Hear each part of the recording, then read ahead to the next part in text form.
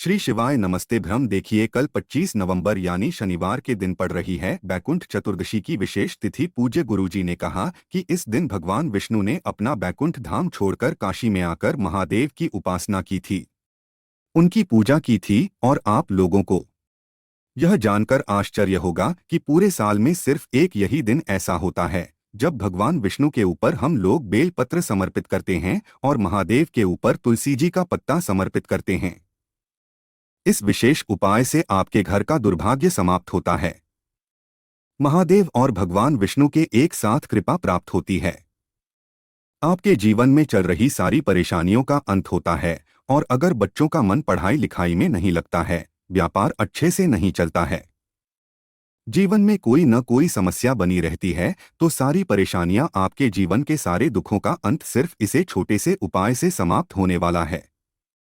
तो चलिए जानते हैं इस विशेष उपाय के बारे में। लेकिन उससे पहले एक प्रार्थना, अगर आप चैनल पर नए हैं तो कृपया चैनल को सब्सक्राइब अवश्य कर लें। देखिए, ये दिन आपके लिए बहुत ही खास है क्योंकि पूरे साल में आपको सिर्फ एक मौका मिलता है जब आप शिवलिंग के ऊपर तुलसी जी का पत्ता समर्पित करते हैं और भगवान विष्णु को बेलपत्र।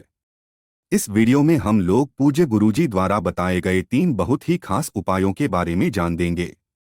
ये उपाय आपके जीवन की सारी समस्याओं का अंत करके धन धान्य को बढ़ाते हैं, बच्चों में बुद्धि ज्ञान विवेक की बढ़ोतरी करते हैं और आपके सारे कष्टों का अंत करते हैं। तो चलिए जानते हैं गुरुजी द्वारा बताए गए सबसे पहले उपाय के बारे में। देखिए, इस उपाय को पूज्य गुरुजी ने अपनी पिछली साल की शिव महापुराण की कथा में बताया था।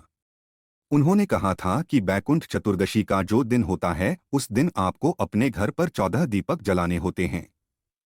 14 दीपक क्यों जलाने होते हैं? क्योंकि चतुर्दशी की तिथि होती है और कार्तिक मास में पड़ने के कारण दीपदान का विशेष महत्व होता है। इस कार्तिक महीने में किसी भी दिन अगर आप दीपदान करते हैं तो यह आपके जीवन में कई गुना पुण्य को प्राप्त करवाता है, कई गुना धन धान्य की प्राप्ति करवाता आए, इसलिए आप दीपदान के महत्व को कम मत समझिएगा। देखिए, इस दिन आपको अपने घर पर 14 दीपक प्रज्वलित करने हैं। इन 14 दीपक में से भी मुख्य 5 दीपक होंगे जो आपको जरूर प्रज्वलित करने हैं। पूज्य गुरुजी के अनुसार ये दीपक आप सूर्यास्त के बाद किसी भी समय पर विचलित कर सकते हैं। 7 बजे, 8 बजे, 9 बजे, 10 बजे, 11 बजे, 12 बजे, किसी भी समय आप इन दीपकों को प्रज्वलित कर सकते हैं। देखिए, दीपक आप चाहें तो आटे की ले ले या फिर मिट्टी के ले ले।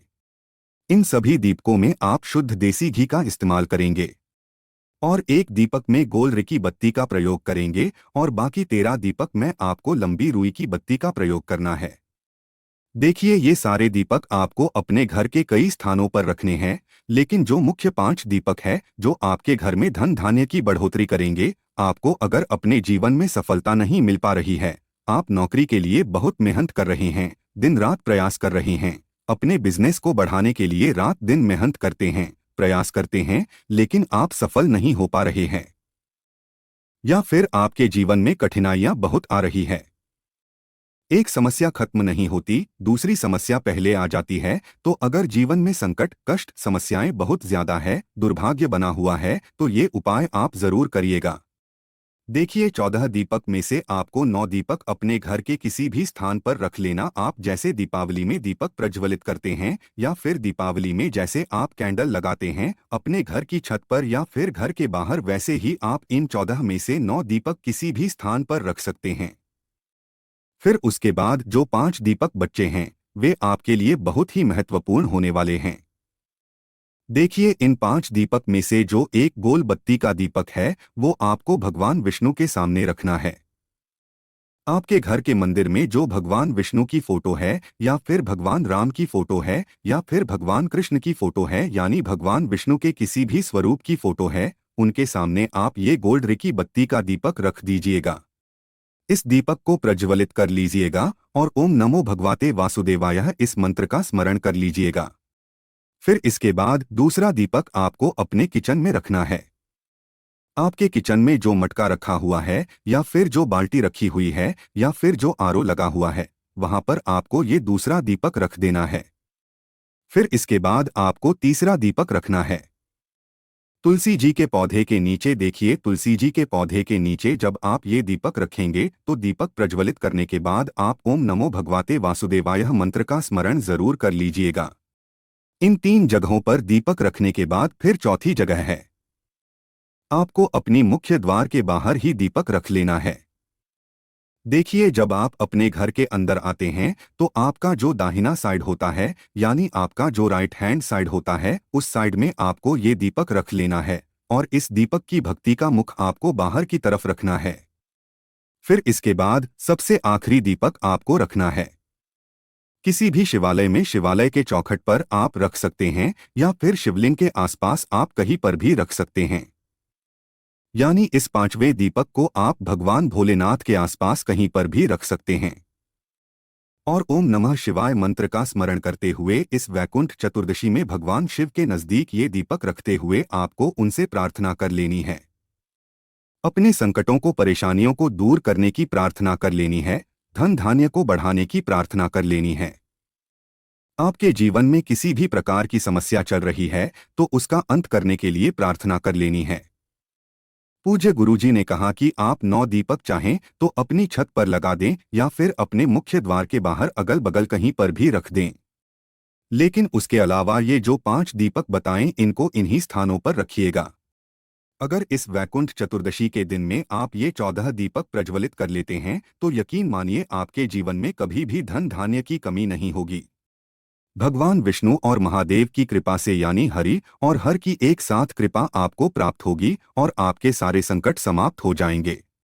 बस आपको ध्यान रखना है कि आप सिर्फ और सिर्फ एक दीपक ही गोल बाती का जलाएंगे और 13 दीपक लंबी रुई की बत्ती के रहेंगे।